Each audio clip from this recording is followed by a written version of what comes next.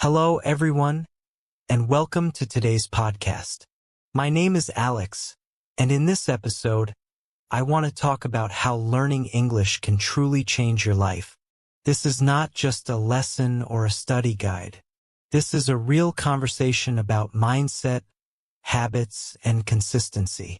If you have ever felt frustrated or lost while learning English, stay with me, because this podcast is made for you. Many people think learning English starts with grammar books, vocabulary lists, or complicated rules.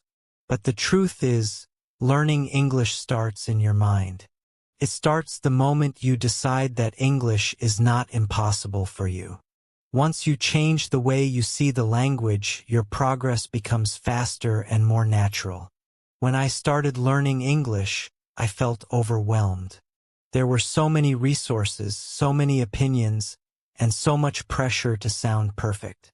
I was afraid of making mistakes, and that fear stopped me from speaking.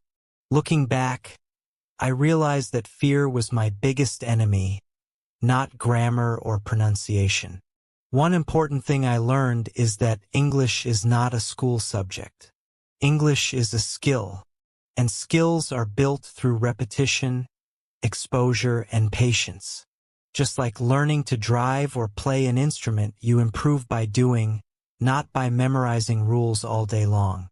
So if you are at the beginning of your English journey, remember this. You don't need to be perfect. You only need to be consistent. Progress comes from daily effort, even when that effort feels small. Part 2. Listening, training your brain every day. Listening was the first habit that truly changed my English. At the beginning, I didn't understand much, and that was frustrating. But I kept listening anyway. Podcasts, videos, interviews, movies, anything in English. Over time, my ears started to recognize sounds, rhythms, and common expressions. Many learners stop listening because they think they must understand everything. That is a big mistake. Understanding comes after exposure, not before. When you listen regularly, your brain slowly adapts to the language, even if you don't realize it at first. Listening every day helps you think in English naturally. You begin to understand sentences without translating them in your head. This is a huge step toward fluency. Feels strange at first, but one day you notice that English just makes sense. Another powerful benefit of listening is pronunciation. When you hear English spoken correctly, your brain learns how words should sound. This makes speaking easier and more natural. You start copying sounds without forcing them. So my advice is simple: listen every day. Even if it's only 15 or 20 minutes. Listening is never wasted time. Every minute you listen, you are training your brain to live in English. Part 3. Reading, building vocabulary naturally. Reading helped me organize everything I heard. While listening trains your ears, reading trains your eyes and your mind. Through reading, I learned sentence structure, new words, and how ideas are connected in English. I didn't start with difficult books. I started with simple texts, short stories, and articles that interested me. When you enjoy what you read, learning feels natural and effortless. Enjoyment is a powerful learning tool. One important rule I followed was not stopping for every new word. I focused on understanding the general idea. Later, I reviewed useful words that appeared many times. This helped me learn vocabulary in context, not in isolation. Reading also gave me confidence. The more I read, the more familiar English felt. Sentences stopped looking strange. Grammar started to feel intuitive. I wasn't memorizing rules, I was absorbing patterns. If you want to improve your English, read a little every day. Even 5 or 10 pages can make a huge difference over time. Reading quietly builds strong foundations for speaking and writing. Part 4. Speaking without fear. Speaking is the part that scares most people. I know this because I was one of them. I was afraid of making mistakes, sounding silly, or being judged. But I learned something important. Mistakes are not failure. Mistakes are proof that you are learning. At first, I spoke to myself. I described my day, my plans, my thoughts. This helped me practice without pressure. Later, I repeated phrases from podcasts and movies. Repetition builds confidence and fluency. When I finally started speaking with other people, I realized something surprising. Most people don't care about your mistakes. They care about understanding you. Communication is the goal, not perfection. The more you speak, the easier it becomes. Your brain starts forming sentences faster. You stop translating word by word. Speaking becomes more automatic and natural. So don't wait until you feel ready. You become ready by speaking. Every sentence you say is a step forward, even if it's not perfect. Part 5. Building the habit without rushing the process. At this stage of learning English, many people start asking themselves if they are doing enough or if they should already be fluent. This is a very normal feeling, but it can become dangerous if it turns into frustration. Learning English does not follow a straight line, and progress often appears slowly before it becomes visible. One of the most important things to understand is that habits matter more than motivation. Motivation comes and goes, but habits keep you moving forward even on difficult days. Creating a daily routine with English helps your brain stay connected to the language without pressure or stress. Some days, learning will feel easy and exciting. Other days, it will feel confusing and tiring. This does not mean you are failing. It simply means your brain is adapting and growing. Growth often feels uncomfortable before it feels rewarding. Instead of rushing the process, focus on showing up every day. Listen, read, speak, or write a little even when you don't feel like it. Small actions done consistently create powerful results over time. At this point, the journey is still unfolding. There is more to learn, more confidence to build, and more moments where English will start to feel natural. This is not the end of the story. It is only another step forward, and the next parts will explore this journey even deeper. Part 6. Thinking in English instead of translating. One of the biggest barriers to fluency is the habit of translating everything in your head. At the beginning, this feels necessary because your brain is still using your native language as a bridge. Every sentence starts in your language and then slowly moves into English, which makes speaking feel heavy and stressful.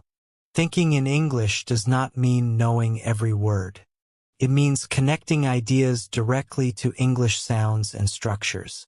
This process begins very small, with basic thoughts like describing what you see, what you feel, or what you are doing in that exact moment. These small thoughts slowly grow into full sentences. A powerful technique is to create silent conversations with yourself throughout the day. When you wake up, think about your plans in English. When you walk, describe what is around you. When you feel tired or happy, name those emotions in English. This keeps your mind immersed in the language. At first, your thoughts may feel slow, incomplete, or repetitive. That is not a problem. That is progress. Fluency is built through repetition, not perfection. Every time you stay in English a little longer, your brain becomes more comfortable with the language. Over time, something interesting happens. You stop noticing the effort. English thoughts start appearing naturally without forcing them. This is one of the clearest signs that your learning process is working, even if you still make mistakes. Part 7. Creating an English environment anywhere.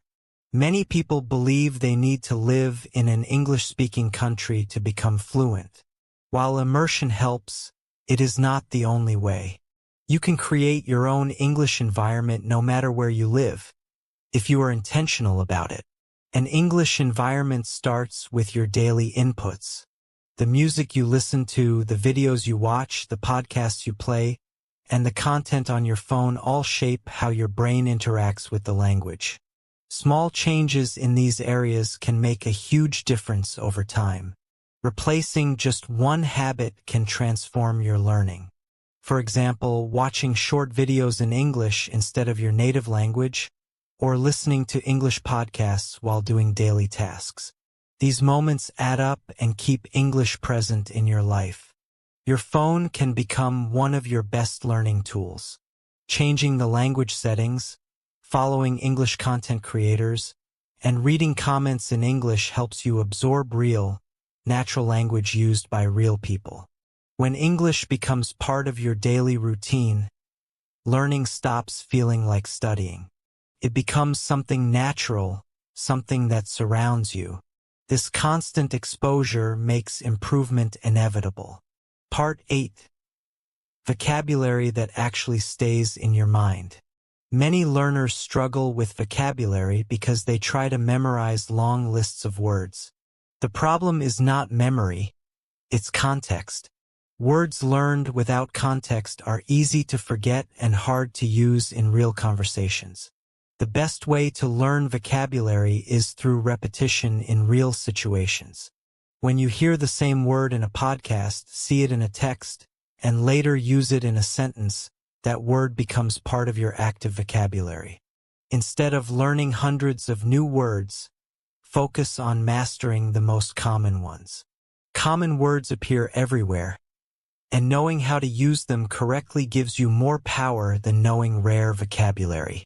Writing short sentences with new words can help fix them in your memory. Even simple sentences are effective. The goal is not complexity, but familiarity and comfort with the word.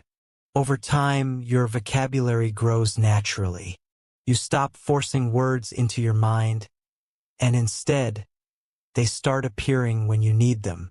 This makes speaking feel easier and more confident. Part 9. Confidence comes from action, not talent.